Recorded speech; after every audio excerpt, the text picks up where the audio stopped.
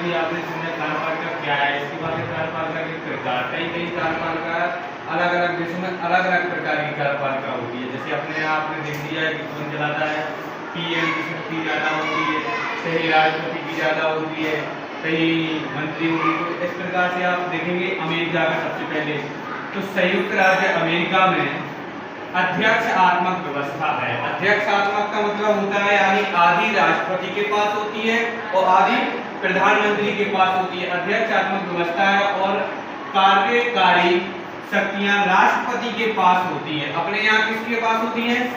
प्रधानमंत्री के पास। यहाँ पर अमेरिका में कार्यकारी शक्तियां किसके पास होती है? राष्ट्रपति के मतलब राष्ट्रपति के अंडर में होती हैं। और इसे क्या कहते हैं? इस व्यवस्था को अध्यक्षात्मक व्यवस्था कहते हैं। इसके बाद कनाडा की बात करें तो कनाडा में संसदीय लोकतंत्र है। कनाडा में कैसा है? संसदीय लोकतंत्र। लेकिन यहाँ पर संवैधानिक राजतंत्र है।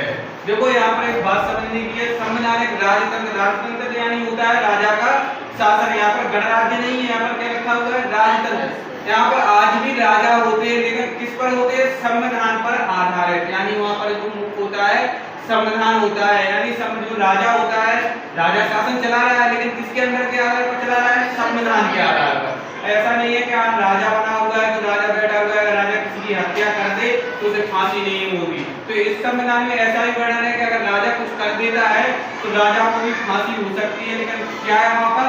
राजतंत्र है, वहाँ पर लोकतंत्र नहीं स्थापित है। क्या है? राजतंत्र। राजतंत्र कैसा है?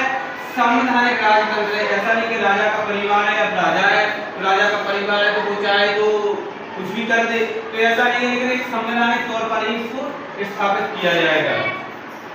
फिर इसके बाद वहीं फ्रांस में, ये किसकी बात होगी? कनाडा की।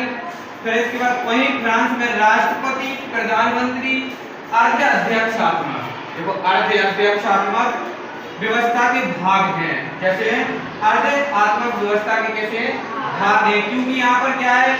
आधी किसके पास होती है शक्तियां? राष्ट्रपति के पास। और आधी किसके पास होती है? प्रधानमंत्री के साथ। जो प्रधानमंत्री किसकी सलाह पर? राष्ट्रपति की सलाह पर किसकी नियुक्ति कर देगा? मंत्रिमंडल की नियुक्ति करता है। ऐसे ही फ्रांस में क्या होता है? आधी राष्ट्रपति के पास और आधी प्रधानमंत्री के पास क्या होता है? अर्ध अध्यक्षात्मक व्यवस्था होती है। इसके बाद इसके भाग भी है। कार्यपालिका के प्रमुख प्रकार क्या होते हैं? सामूहिक नेतृत्व में सिद्धांत पर आधारित प्रणालियां। पहली है संसदीय कार्यपालिका और दूसरा क्या होता है?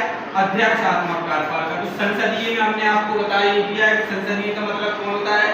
जो राष्ट्रपति चलाता है। देखो एक बात यहाँ पर है, जो राष्ट्रपति या प्रधानमंत्री चलाता है वो कैसी कहलाती है? संसदीय। तो कुछ राष्ट्रपति के पास भी हो और कुछ प्रधानमंत्री के पास हो। और अध्यक्षात्मक का मतलब भी यही होता है, कुछ राष्ट्रपति के पास कुछ प्रधानमंत्री के पास। यहाँ पर क्या होता है? या तो राष्ट्रपति के पास ही चले जाए या कुछ राष्ट्रपति और कुछ प्रधानमंत्री के पास चले जाए। तो ये होती है संसदीय कार्यपालिका, ये होती है अध्यक्षात्मक। जो अपने यहाँ का संविधान बनाया है उसमें क्या है? संसदीय है।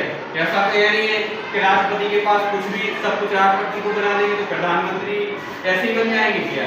और अपने यहाँ क्या है? कुछ राष्ट्रपति के लिए और कुछ प्रधानमंत्री के लिए। लेकिन अपने यहाँ सबसे ज्यादा महत्व दिया गया है तो उसको दिया गया है प्रधानमंत्री को। राष्ट्रपति को दी गई है लेकिन कुछ आधे से ज्यादा शक्तियां, जैसे आपकी सैन्य शक्तियां वो किसको दी गई? राष्ट्रपति को। तो ये ऐसी शक्तियां दी गई है। तो ये किसे हो गए? इसके कार्यपालिका के प्रकार हो गए। क्या होते हैं प्रकार? प्रकार का मतलब ये है आपकी दो प्रकार। कौन कौन से? संसदीय कार्यपालिका और अध्यक्षात्मक कार्यपालिका। दोनों आप समझ चुके होंगे।